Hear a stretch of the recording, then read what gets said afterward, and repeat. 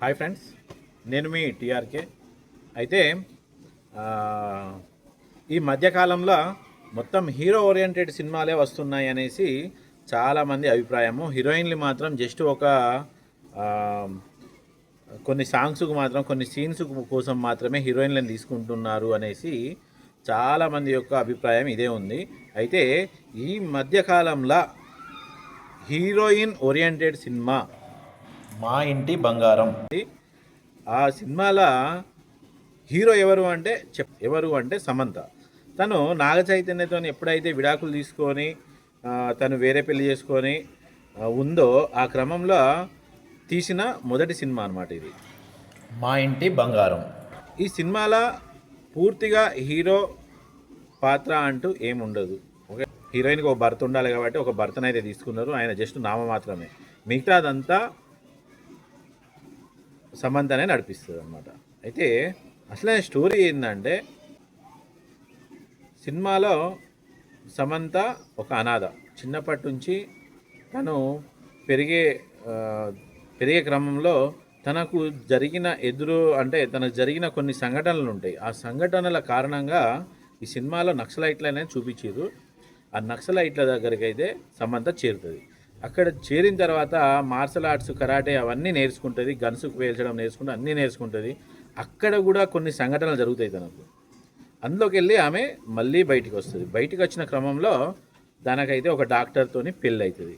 పెళ్ళి చేసుకొని ఉమ్మడి కుటుంబం అనమాట డాక్టర్ది. ఆ ఉమ్మడి కుటుంబంలోకి అయితే ఎంటర్ అవుతుంది.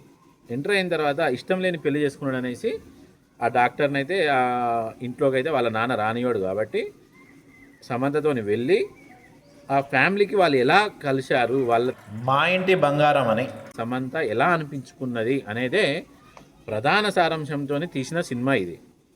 డైరెక్టర్ నందిని రెడ్డి చాలా మంచిగా అయితే టేక్ ఆన్ చేసేది సినిమాని. కాకపోతే లాస్ట్ క్లైమాక్స్లో కొద్దిగా ఇంకొద్దిగా పెంచుంటే, అంటే హీరోయిన్ మళ్ళీ వాళ్ళ కుటుంబాన్ని ఎలా చేరుకున్నది ఎలా అనేసి కొద్దిగా చూపిస్తే ఒక 2 నిమిషాలు ఇంకా బాగుండేది అనేసి నేనైతే అనుకుంటాను. సాంగ్స్ అయితే పెద్దగా ఏం లేవు, ఒక సాంగ్ ఏమో ఉన్నది. తర్వాత సమంత ఫైటింగ్స్ అయితే చాలా బాగా చేసింది. గన్స్ కూడా సూపర్ స్టైలిష్గా అయితే కాల్చడం అయితే ఉంది. హీరోలను మించి, అంటే హీరోలకు తగ్గట్టుగా అయితే తను కూడా పర్ఫార్మెన్స్ చేసిందనమాట. ఇందులో శ్రీముఖి క్యారెక్టరు చాలా బాగున్నది. అదేవిధంగా హీరోయిన్ ఇప్పుడు సమంత ఫ్రెండ్గా నటించిన అమ్మాయి పాత్ర అయితే సూపర్. ఎందుకంటే సమంతకు పోటీగా నటించిందనమాట. అంత యాక్టింగ్ చేసింది ఆమె, అంత బాగా యాక్టింగ్ చేసింది, మంచిగా ఉందన్నమాట. తర్వాత మ్యూజిక్ మాత్రం సినిమాలో సూపర్గా ఉంది. మ్యూజిక్ గురించి అయితే మనము ఇంకా ఏం చెప్పనవసరం లేదు, సూపర్గా ఉంది మ్యూజిక్. తర్వాత నటులు అయితే అందరూ కొత్తగా అనిపిస్తారు మనకైతే. ఒకవేళ ఇప్పుడు అదేంటిది వెబ్ సిరీస్లో అవి చూసే వాళ్ళకైతే వాళ్ళు ఐడియా ఉంటుంది, కానీ వెబ్ సిరీస్ చూడని వాళ్ళకైతే యాక్టర్స్ అందరూ కొత్త వాళ్ళే. సినిమా మాత్రం ఎక్కడ బ్యాడ్గా ఏం లేదు, చాలా బాగున్నది, ఫ్యామిలీస్తో చూడాల్సిన సినిమా. తర్వాత సమంతను ఇష్టపడే తన ఫ్యాన్స్కి అయితే సూపర్ అనమాట. సినిమా అయితే సూపర్గా ఉంది. ఒకవేళ మీకు టైం వీలైతే మాత్రం ఫ్యామిలీతో వెళ్ళి చూడవచ్చు అనమాట. ఓకేనా? Thank you.